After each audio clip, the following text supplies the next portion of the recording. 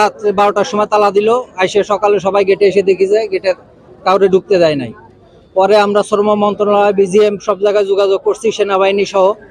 তাদের লিখিত কাগজ আছে আমাদের কাছে। তারা আমাদের 30 তারিখে একটা ডেট দিছিল যে 30 তারিখে সমস্ত পাওনা দাওনা মালিক মিটাই দেবে।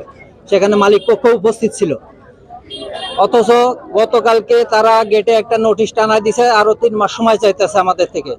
কিন্তু আমরা এখানে যারা এখানে উপস্থিত আছে, এদের এই যে সংসার চালাবে কি করে, 3 মাস অপেক্ষা করবে কি করে, এদের এখানে বাসা ভাড়া দেবে কি করে, খাবে কি করে? এখন আমরা তো নিরুপায়, আমরা গুলি খেয়ে মরে যাবো, কিন্তু রাস্তা ছাড়বো না টাকা ছাড়া।